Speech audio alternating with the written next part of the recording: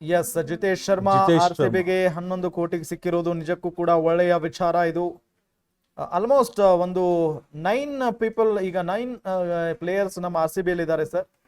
Retain ಮಾಡ್ಕೊಂಡ players ನ ಹಿಡ್ಕೊಂಡು Virat Kohli, Rajat Patidar, Yash Dayal, Liam Livingstone, Phil Salt wicket keeper batsman, Jitesh Sharma wicket keeper batsman ಆಯ್ತಲ್ಲ. ಇನ್ನು ಜೋಸ್ ಹೆಜಲ್ವುಡ್ ಇದ್ದಾರೆ, ರಶಿಕ್ ದಾರ್ ಇದ್ದಾರೆ, ಶ್ರೇಯಸ್ ಶರ್ಮಾ ಇದ್ದಾರೆ. ಇನ್ನು ಇವತ್ತು ಭುವನೇಶ್ವರ್ ಕುಮಾರ್ ಅವರು ಬಂದ್ರು, ಕೃಣಾಲ್ ಪಾಂಡ್ಯ ಬಂದ್ರು.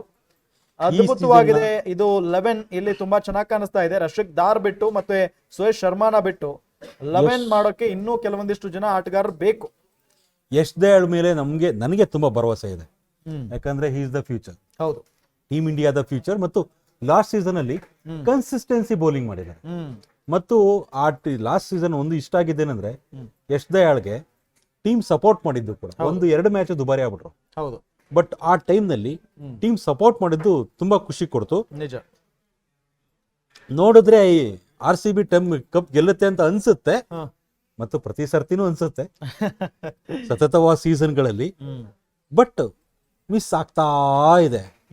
ಬಟ್ ಈ ಸರ್ತಿ ಅದೆಲ್ಲವನ್ನು ಬ್ಯಾಲೆನ್ಸ್ ಮಾಡುತ್ತಾ ನಿಮ್ಗೆ? ಯಾಕೆಂದ್ರೆ ಯಶ್ ದಯಾಳ್ ಅದು ಫಾಸ್ಟ್ ಬೌಲಿಂಗು, ಯಾಕೆಂದ್ರೆ ಸಿರೋಜ್ ಬಿಟ್ಟಿರೋ ಪ್ಲೇಸಿಗೆ ಬಂದಿರೋದವರು. ಹೌದು, ಸಿರಾಜ್ ಇಲ್ಲ.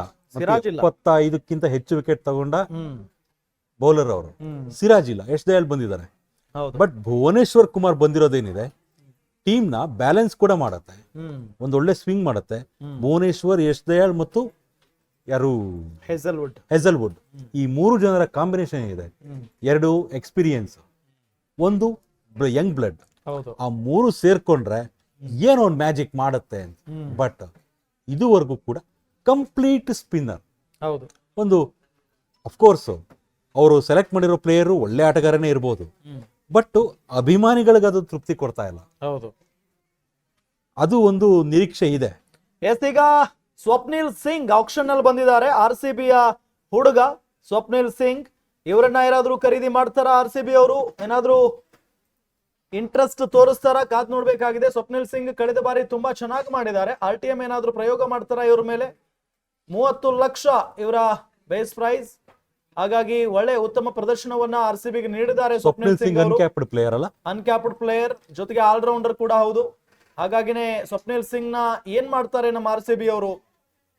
ಬಹಳ ಪ್ರಾಮಿಸಿಂಗ್ ಪ್ಲೇಯರ್ ಇವರು. ಹಾಗಾಗಿ RCB ಏನು ಮಾತನಾಡ್ತಾನೆ ಇಲ್ಲ, ಯೋಚನೆನೂ ಕೂಡ ಮಾಡ್ತಾ ಇಲ್ಲ. ಟ್ರೈ ಮಾಡ್ತಾರಾ ಇಲ್ವಾ? ಓಕೆ, ಅಲ್ಲಿಗೆ ಇಂಟ್ರೆಸ್ಟ್ ತೋರಿಸ್ತಾ ಇಲ್ಲ RCB ಅವರು. ಸ್ವಪ್ನಿಲ್ ಸಿಂಗ್ ಬಹಳ ಚೆನ್ನಾಗಿ ಮಾಡಿದ್ದಾರೆ ಕಳೆದ ಸೀಸನ್ ನಲ್ಲಿ. ಸ್ವಪ್ನಿಲ್ ಸಿಂಗ್ RCBಗೆ ಬಂದ್ರೆ ಚೆನ್ನಾಗಿರುತ್ತೆ. ಬ್ಯಾಟಿಂಗ್ ಕೂಡ ಮಾಡ್ತಾರೆ, ಬೌಲಿಂಗ್ ಅಂತೂ ಅದ್ಭುತವಾಗಿ ಮಾಡ್ತಾರೆ. ಹಾಗಾಗಿ ಶೇಖ್ ರಶೀದ್ ಅವರನ್ನ ಚೆನ್ನೈ ಖರೀದಿ ಮಾಡಿದೆ. ಎಸ್, ಅಂಡ್ ಇದು ಧೋನಿಯ ಶೋಧ ಅಂತಾನೆ ಹೇಳ್ಬೋದು. ಶೇಖ್ ರಶೀದ್ ಧೋನಿ ಕಣ್ಣಿಗೆ ಇಂಥವರೆಲ್ಲ ಎಲ್ಲಿ ಬೀಳ್ತಾರೆ?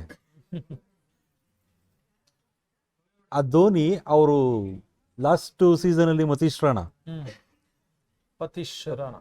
ರಾಣಾ ಎಲ್ಲಿಂದ ಅವರು ನೋಡ್ತಾನೆ ಚೆನ್ನೈನ ಚಾಂಪಿಯನ್ ಪಟ್ಟಕ್ಕೆ ತಗೊಂಡೋಗ್ಬಿಟ್ರು. ಅಂದ್ರೆ ಲಾಸ್ಟ್ ಸೀಸನ್ ಚಾಂಪಿಯನ್ ಆಗ್ಲಿಲ್ಲ, ಹೌದು, ಬಟ್ ಯಾವ ರೇಂಜಿನ ಆಟ ಬಂತು ಅಂದ್ರೆ ಇಂಟ್ರೆಸ್ಟ್ ತೋರಿಸ್ತಾ ಇದೆ ಸ್ವಪ್ನಿಲ್ ಸಿಂಗ್ ಅವರ ಮೇಲೆ RCB. ಸ್ವಪ್ನಿಲ್ ಸಿಂಗ್ ಅವ್ರಿಗೆ ತುಂಬಾ ಚಾನ್ಸಸ್ ಸಿಕ್ಕಿಲ್ಲ ಲಾಸ್ಟ್ ಸೀಸನ್ ಅಲ್ಲಿ. ಆ ಲೆಕ್ಕದಲ್ಲಿ ನೋಡ್ಕೊಂಡ್ರೆ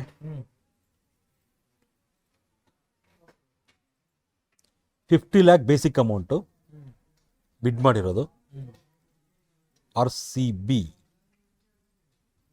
ಯಾರ ಪಾಲಿಗೆ ಹೋದ್ರು ಸ್ವಪ್ನಿಲ್ ಸಿಂಗ್? ಅಂದ್ರೆ 35 ಲಕ್ಷದಿಂದ ಶುರುವಾಗಿರೋ ಬಿಡ್ಡು 50 ಲಕ್ಷಕ್ಕೆ ಹೋಗಿದೆ.